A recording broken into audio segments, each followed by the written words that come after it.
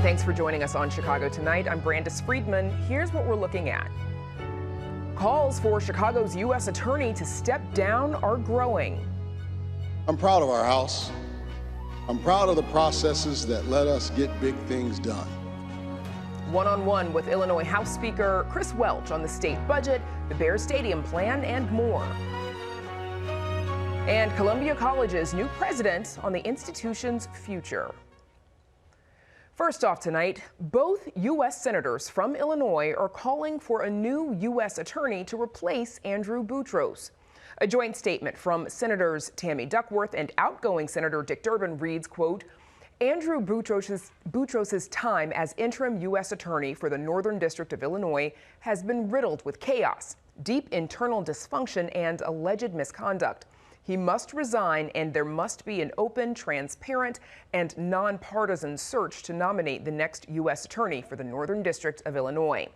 The two join a growing list of elected officials and candidates for office calling for Boutros's resignation in the wake of alleged prosecutorial misconduct that tanked the so-called Broadview 6 case. Last month, Boutros himself offered a public apology for his prosecutor's actions during grand jury proceedings last October. Meanwhile, U.S. Attorney Boutros today is responding to claims by a defense attorney that he had some sort of, quote, personal contact with the grand jury in the Broadview 6 case. Boutros today says he did speak to grand jurors the day they returned an indictment in the case, but claimed he only did so to provide, quote, general comments about the need for grand jurors to be fair and impartial. The embattled U.S. attorney issued a, quote, rare special report including transcripts of a nearly 4-minute speech that he gave to jurors. Additionally today, defense attorneys for the Broadview 6 took the first step toward potential sanctions against the federal prosecutors they are accusing of misconduct. They filed a motion looking to recoup attorneys' fees and litigation expenses for the now former defendants. For more background on this story and its developments today, check out our website. A Chicago civil rights attorney is among those decrying a move by members of the Minnesota Republican Party to honor the man convicted of killing George Floyd 6 years ago. Delegates at the Minnesota Republican Party convention held a moment of silent prayer over the weekend for former Minneapolis police officer Derek Chauvin. He is serving more than 20 years in state prison on both state and federal charges in Floyd's murder. A state representative presiding over that portion of the convention spoke with a local reporter about how the moment happened. The delegates stood up and made a motion for a moment of silent prayer for Derek Chauvin. He came up and stood in front of the podium and asked if he could do it, and I recommended at that point that he not, but it's his right to be able to do that, as it is any other delegate at that convention, and so he did. And the motion was not out of order. It was seconded. I put it to the body voted, and we took a very short moment of silent prayer for Derek Chauvin. In a statement, civil rights attorneys Ben Crump and Chicagoan Tony Romanucci, who represented the Floyd family, said, quote, the audacity of the Minnesota Republican Party to honor an individual who has both been convicted by a jury of his peers for the murder of a fellow human being, while at the same time violated a professional oath to protect and serve his community, is disgusting.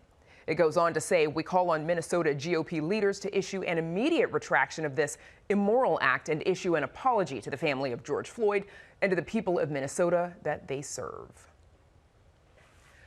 Up next, we meet the new leader of Chicago's Columbia College and hear about her vision for the school. Chicago Tonight is made possible in part by the Alexandra and John Nichols family, the Polk Brothers Foundation, and the support of these donors.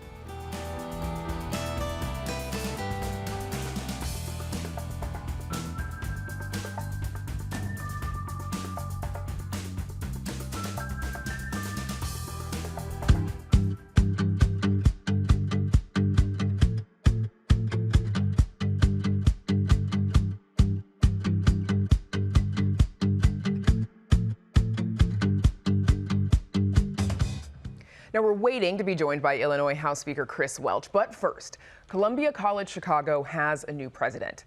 Shantay Bolton is the first woman of color to lead the institution and the first woman to do so in nearly a century. She comes in at a difficult moment: a shrinking student body, a series of faculty layoffs, and a $40 million budget deficit.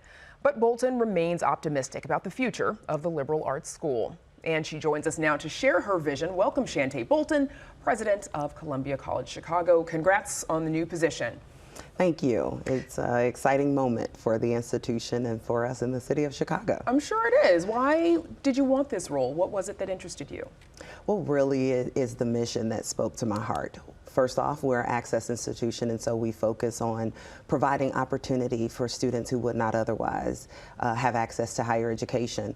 But even more so, the creative economy, which is a multi-trillion-dollar global business, and to have more representation and diversity in that space was very important to me. I am a person who really appreciates the arts and have been inspired by it, but also it has been a healing place for me, and many others find that in the arts as well. And so the mission resonated, and I wanted to be a part of doing something special, and in no greater city than the city of Chicago. You're the first woman of color to hold this position. Do you think that that is significant, of course, considering that Columbia is a minority-serving institution? Absolutely. That is a part of why I wanted to be in this role, is because of who I was serving.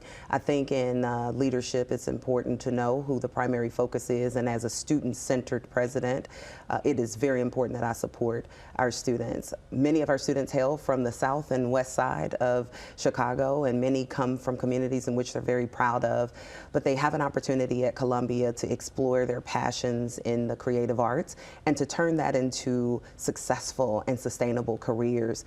And they get to do all of that right here in the city in which they love, and can not only get their education, but can start their lives and careers and thrive successfully. So last September, the U.S. Department of Education decided that it would no longer award discretionary grants to MSIs as well as Hispanic-serving institutions. Columbia is classified as both, but even, outside of this current presidential administration, Columbia College has been dealing with financial issues of its own for over a decade. How do you plan to reverse this trend or to stabilize the school? Yeah. Well, periods of uncertainty oftentimes offer equally opportunities for those institutions who are willing to innovate and to lean into the moment. It allows Columbia College Chicago an opportunity for us to reimagine who we want to be. We've been in existence 135 years, anchored right here in the heart of the city of Chicago, and we're part of a very important economic development component with the creative economy here. And so I think it really presents us with an opportunity to think about how we best serve our students. Regardless of what happens in Washington, our mission remains the same. We are committed to providing access and opportunity to students of color, and regardless of that, who are interested in a creative arts education and creative careers. And so we're very committed to doubling down on that. We're looking at everything for how to respond to parents' desire to have recent and relevant education that leads to successful careers. But ultimately what our students care about is the opportunities that are available to them and how that leads to outcomes for a sustainable life and sustainable careers, and that's what we're doubling down on and focusing. And what does all that look like, when we're talking about the numbers, like if we're looking at the declining enrollment, which has gone from, what used to be around 12,000, a couple decades ago now to closer to 4,000. A series of faculty layoffs have had to happen over the last 18 months or so. What does that mean when you're talking about your fundraising and tuition?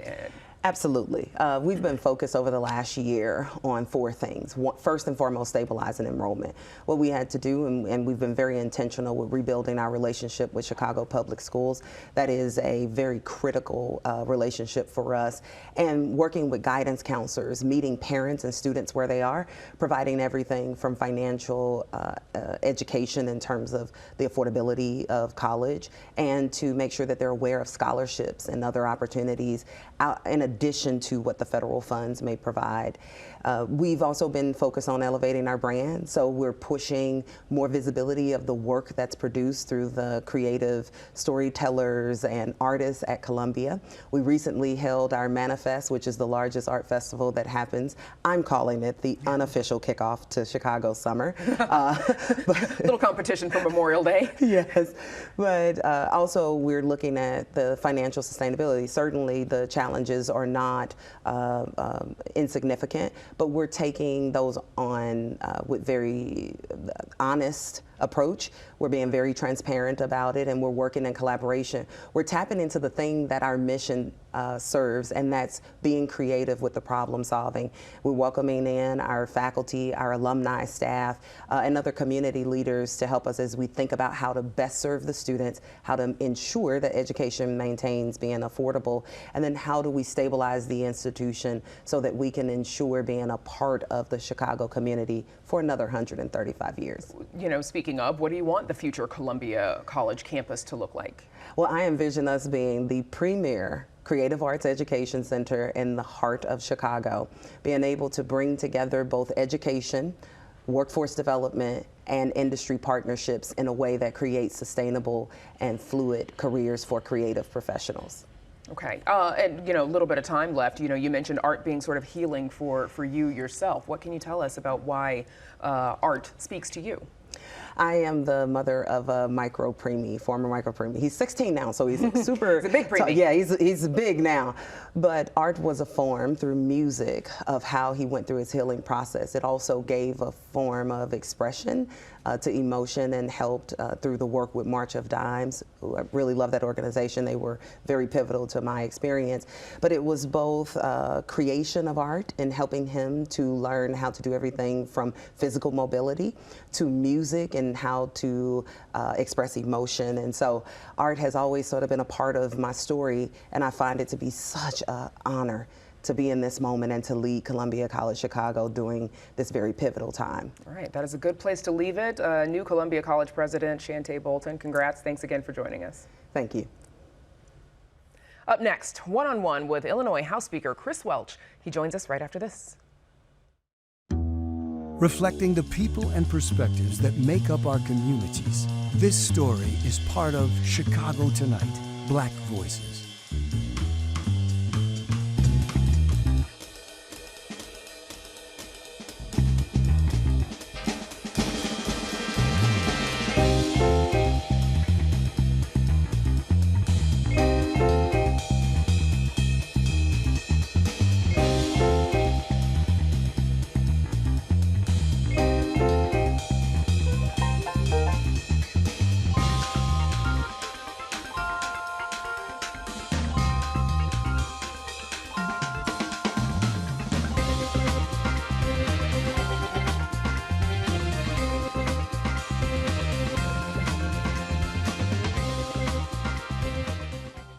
It was well past 4 a.m. Monday morning when the Illinois General Assembly adjourned for the summer.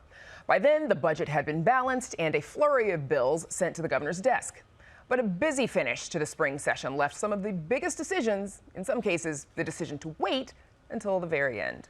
Here to share his perspective on the session is the representative who presided over it all, Speaker of the Illinois House, Emanuel Chris Welch. Welcome back. Thanks for joining us. Oh, it's my pleasure to be here. So the Senate passed a new bill with incentives for the Bears, because we have to talk about the Bears, for the Bears Stadium. Sent it to the House sometime around 3:30 Monday morning. What were your first thoughts at 3:30 in the morning when that bill arrived at the House? Well, certainly my first thought was we don't have time to consider that in the House. We have processes in place that we've been very consistent with since I become Speaker, and that involves getting a lot of stakeholder input.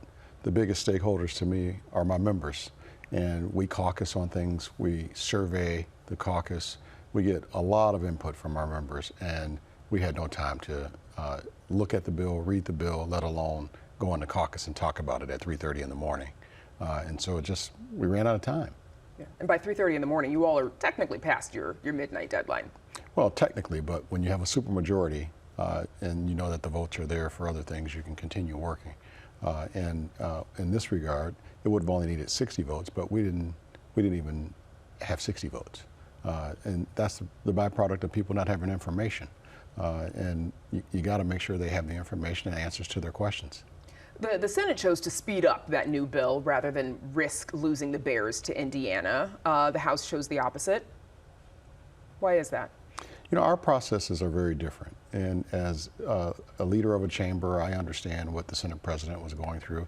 You have to listen to your members. You have to be responsive to your members. Our approach in the House was, in order to get someone to vote for something that impacts the Bears, it also has to impact other areas of the state. In order to get 60 people from across the state to vote on a bill in the House, it really needs to impact the entire state. And the bill that I've read that came over from the Senate so far does not do that. And it's just a different approach. And apparently our bill didn't stand a chance in the Senate. And so we're going to have to keep our conversations going over the summer here, and hopefully we can find something that works for the Bears. Well, and to that, you know, the House first passed that mega projects bill back in April. Why did negotiations still end up coming down to the last minute? Well, that's the legislative process. That's sausage making. In Springfield, people understand deadlines, and sometimes the deadlines are the reason why things actually get done. In this case, it's why it didn't get done. We ran out of time. But in the House, from our perspective, you really need to take your time to get it right rather than go fast and get it slow. And on complex issues like this, it's really important that you don't rush something. This is not easy by any chance. And you know, we passed a lot of things the other night that has been around for 2 years. Complex legislation takes time. Are you planning, or is there any chance that you're planning to call a special session in the summer to discuss a stadium bill? Yeah, you know, there's no plans to call a special session. We are back in November and then again in January for a lame duck session. What I think is really important is to keep the conversations going. People know that you're working earnestly. If we can reach an agreement between the House, the Senate, all of the stakeholders that are involved, you know, that's what's really important right now, is to keep doing the work. And we're committed to doing that. Bears have said they plan to keep their own timeline. Do you have any concerns that that timeline, at the end of their timeline, they decide to go to Indiana? Well, obviously, you know, I can't dictate what the Bears' timeline is. All I can do is commit to them that and show them by my actions that we're willing to continue to work. I left Springfield with meetings on my schedule that involve the Bears, and we're going to keep those meetings and have those conversations and do everything we can to get to that agreement. Okay, so also the budget this year, $55.9 billion, so almost $56 billion. How did federal funding concerns play into this year's negotiations? You know, it really made it the most complicated budget that I've had to work on in my 6 years as Speaker. And truly, the H.R. 1 bill that passed last summer, the big, bad, ugly bill, just had negative impacts on our budget all across silos. And so we had to figure out a way to pass a fiscally responsible budget that helped, you know, working class families across the state. And that was a difficult task to do this year. But we got it done. We've passed our 8th balanced budget since Governor Pritzker's been governor, 6th since I've been Speaker. And it really is a fiscally responsible budget that takes care of people. The spending bill, though, again, not passed until those final hours of the legislative session, which in my experience has also been fairly typical. What were the sticking points this go round? Well, if you look at the bill that passed the other night, we filed a budget bill the first week in May. The bill that passed the other night is probably 2% different, 3% different from what we filed. That entire budget has been out there for over a month. What it comes down to is I have to listen to my members who have things that's important to them that they got to go back home and explain. The Senate president has members coming to him with last minute things. That's part of the process. And literally, the budget that we pass, when we pass it, is very different from what was introduced in February, what was filed in May, and what ultimately passed. What were the discussions like when deciding where to look for new sources of revenue? Well, you know, one of the things is our progressive caucuses in both chambers were very insistent that those who can pay more should pay more, looking at corporations, looking at the rich. And I got to tell you, they had some wins in this budget cycle. You know, we closed some corporate loopholes. We decoupled from a couple loopholes. We passed taxes on social media platforms, digital ad tax, prediction markets, fantasy sports, cryptocurrency, all these new things that call for some taxation, and that's what helped us close the budget. Nothing on regular everyday people. We have not done that, and I think that was very important to the progressive caucuses in both chambers. Will raising income tax on higher earners continue to be a priority in the future? You said that there were some wins for the progressives who were calling for that, but will there be more later? I'll tell you, Brandis, taxing the rich is very important to me. Those who who can pay more should pay more. To those who much is given, much is required. And I fought very hard for a surcharge tax on millionaires to go on our November ballot. It came up just short in the House. The Senate President and I have agreed to keep talking this summer and find ways to come to an agreement on that language that we can probably look at in 2028. But honestly, we do need some structural reform, and those who can pay more should pay more. House Republicans pointed to the scheduling of the House and Senate sessions as one of the reasons why they think many decisions were left until the last day. Here's House Republican leader Tony McCombie speaking on Sunday. As you started the calendar year this year, you could tell right away by the difference of the calendar that the Senate and House Democrats were not communicating with one another, and you're still seeing that today. Was there adequate collaboration between the House and the Senate during session? I think we had excellent collaboration and coordination, as evidenced by yet another balanced budget, passage of massive cannabis hemp regulation, AI regulation, a junk fee ban act, things that have been in the works for over 2 years now. And that's because of the coordination of the chambers. Our chambers are very different. Mine is double the size of the Senate. The second year of a GA involves election year. There's a lot of needs of members to be back home in their districts. Our needs are different from the Senate needs. And so when sitting down to do the calendar, that had to come into play, the differences in the two chambers and the needs of members to be back home. And that's what people saw, but the false narrative that created was that there was no coordination. The substantive things that we got done shows that there was indeed a lot of coordination. In the same vein, was there enough coordination or collaboration with members across the aisle, with the GOP? I think we've gotten better every year since I've been Speaker. Leader McCombie said earlier on a radio show that she enjoyed the conversations with me, her budgeteers, with my budgeteers. There was a lot of coordination. Are we going to agree? We're going to disagree probably more than we agree because of the differences in the parties. But, we can do better. We can always do better, and I'm committed to that. Now, the evidence-based funding program for K-12 schools, it increased this year by $350 million, but the State Board of Education estimates it would take nearly 10 times that amount to bring all school districts up to 90% of their adequacy target. Should K-12 funding have been a higher priority this year? If you look at the budget that we passed the other day, the single biggest thing that was prioritized was K-12 funding. We put in $350 million new dollars. Since I've been Speaker, we're close to $2 billion new dollars for K-12 education. Are we at the level we should be at? No, but that's going to take that new revenue stream that we need, and that's why I think we need the structural tax change. That's why I think a surcharge tax on millionaires will be very important. Those are dollars that can help us properly fund that evidence-based funding formula. Are there any concerns that, this funding formula might fail if it is not implemented the way research says it should, which is, of course, with the funding adequate to educate students? Well, the data shows it's working. It's been working since we passed it in 2017, and it's been fully implemented. It's working the way it was intended. It would probably work better and faster if we were able to fully fund it. But the problem is the budget has pressures all across silos, and there's only finite resources. If we can find additional resources, which we're committed to continuing to do that work on, we certainly will do that. And fully funding that evidence-based formula is extremely important to me. The AI regulations passed this session, recognized as some of the strongest in the country, passed the House unanimously. At the same time, the tech companies, OpenAI, Anthropic, also supported these regulations. So I'm kind of wondering, if the AI companies are supportive, does that indicate that your legislation, your regulations could have been stiffer? I got to tell you, you have to have those folks at the table. They're stakeholders.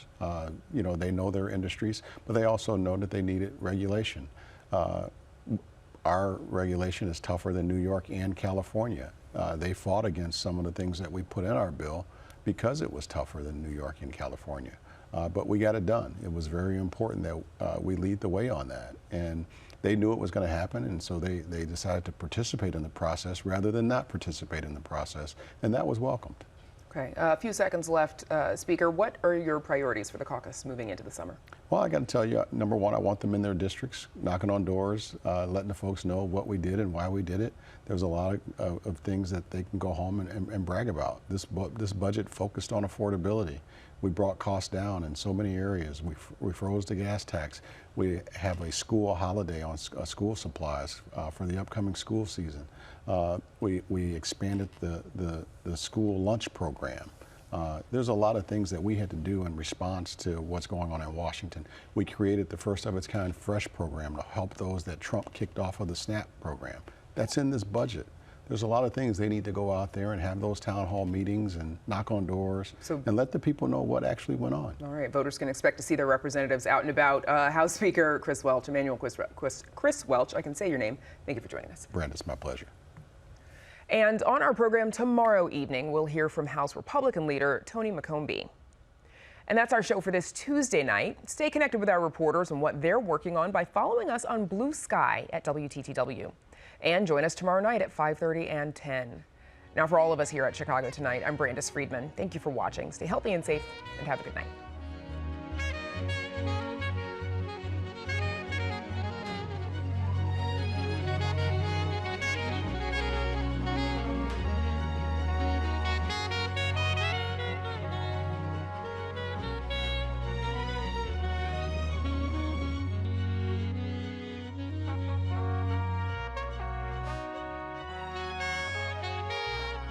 Closed captioning is made possible by Robert A. Clifford and Clifford Law Offices, a Chicago personal injury and wrongful death firm that serves the needs of clients in the Chicago area and throughout the nation.